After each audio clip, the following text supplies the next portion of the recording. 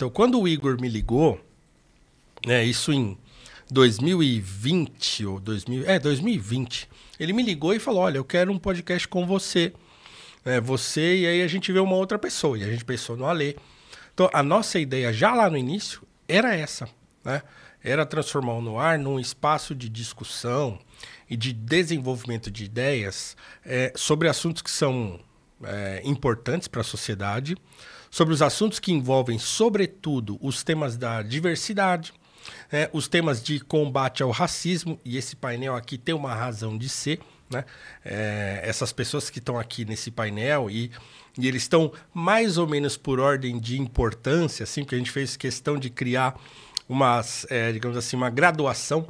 Esses que estão aqui no centro, como vocês estão vendo aí, tem o André Rebouças, tem o Agostinho, ou Santo Agostinho para os católicos, tem ali Billie Holiday, né? Aí tem o Spike Lee, tem o José do Patrocínio aqui, e aí se eu afastar mais um pouco aqui, tem o Walter Williams, tem Booker T. Washington. Então, as pessoas que estão aqui de maneira mais central são aquelas pessoas que estão, digamos assim, mais ao centro dos meus interesses. E aí tem toda uma gama de pessoas importantes aqui, né, ou de grandes figuras negras da história do Brasil e também de fora do Brasil, né? Tem aqui africanos, tem aqui americanos, né? E tem europeus. Então tem gente que é importante para a minha trajetória, né? E que é importante como referência negra. Então, quando você olhar esse painel aqui, você já sabe que esse programa tem essa valorização, né, daquilo que a gente chama de cultura negra, daquilo que a gente convencionou chamar, desde lá do Aimé Césaire, que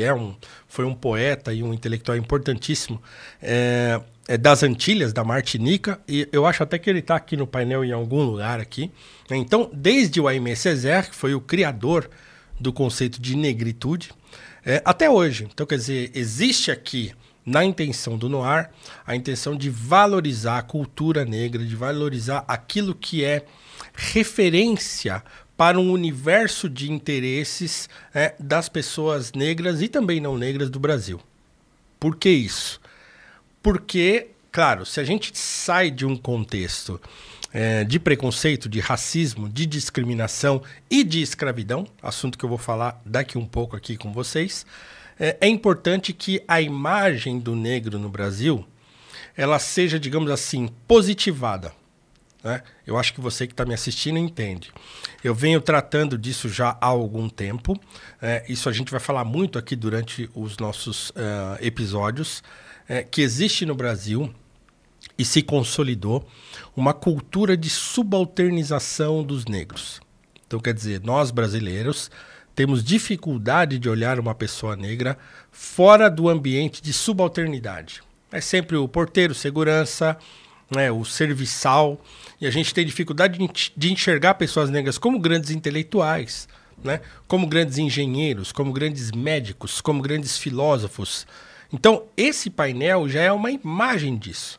Então, a gente tem aqui cineastas, tem músicos assim, consolidadíssimos, né? Desde o Moacir Santos, que foi um maestro brasileiro que foi relegado ao esquecimento, que está aqui. Eu não sei se você consegue ver no painel, mas ele está bem aqui assim, né? Ele era saxofonista e foi um grande maestro brasileiro que fez parte da equipe do Henry Mancini, né? Aquele que criou a trilha sonora do Missão Impossível.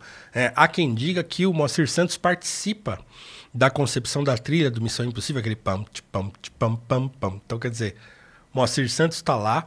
Nós temos aqui o Chevalier de São Jorge, aqui também no nosso painel, que é outro músico europeu negro, muito importante para o desenvolvimento da música clássica no mundo, que também ninguém conhece, né?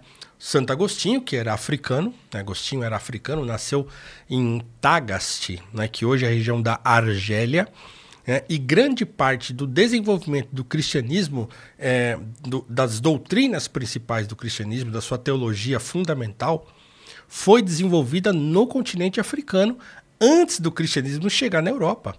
E o Agostinho é um dos principais formuladores dessas doutrinas. Aqui nós também temos o Atanásio, ele também está em algum lugar aqui do nosso painel, está lá no cantinho, né? O Santo Atanásio também é um africano, né? Responsável por formular e desenvolver a doutrina da divindade de Cristo, por exemplo. Então, para os cristãos, uma das doutrinas mais importantes que foi desenvolvida no continente africano, né? Então nós temos aqui o Spike Lee, temos o André Rebouças, que vocês já que me conhecem sabem que ele é para mim o maior brasileiro de todos os tempos. É aquele que tinha dentro da sua cabeça toda a ideia do que era ser brasileiro, do que era desenvolver o país a partir da abolição e transformar o Brasil num país, digamos assim, de primeiro mundo, como a gente utiliza hoje o termo.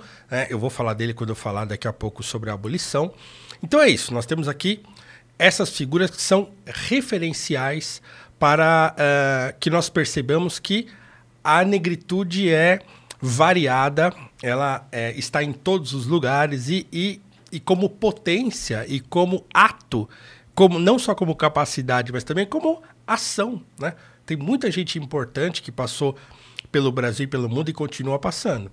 Mas nós ainda temos na nossa cabeça aquela visão muito do negro americano. Quando a gente pensa num negro importante, vem na nossa cabeça um americano. Porque na nossa educação também a gente tem pouco acesso a figuras negras brasileiras de destaque, como várias que eu trago aqui dentro do nosso painel. Então a gente tem aqui o Ernesto Carneiro Ribeiro, que foi um professor brasileiro, que foi assim, professor do Rui Barbosa, que é chamado de Águia de Aia, um dos grandes intelectuais brasileiros e que tinha um dos melhores discursos da história, né? Foi professor também do Clóvis B. Vilacqua, que foi autor do primeiro Código Civil brasileiro, né? Ele foi professor do Teodoro Sampaio. Então você imagina, né? Um homem negro lá da Bahia, né? Que foi não só professor desse monte de gente, ele tem um colégio lá ainda hoje com o seu nome, mas ele também era médico. Então ele largou a medicina para ser professor. Então assim, tem um monte de gente, tem o Luiz Gama, tem o Lima Barreto, tem assim, gente muito importante, tem o nosso grande Pelé aqui também no nosso mural, tem o Benjamin de Oliveira, que foi o palhaço brasileiro negro, que praticamente criou o circo-teatro, né? Ainda no início do século XX, um jovenzinho, um menino que saiu da escravidão, né? Ele era livre, mas os seus pais eram escravos. O pai dele era um capitão do mato, né? Genuíno mesmo. Era um negro que caçava outros negros na cidade de Pará de Minas, né? Que era Patafufu na época. E o Benjamin de Oliveira, ele vai embora com uma trupe de circo que uma vez passa pela sua cidade. E aí ele vai lá no Rio de Janeiro se tornar um dos grandes expoentes assim, da arte circense e do circo-teatro. Circo-teatro de levar peças teatrais de Shakespeare, por exemplo, para serem representadas dentro do circo, né?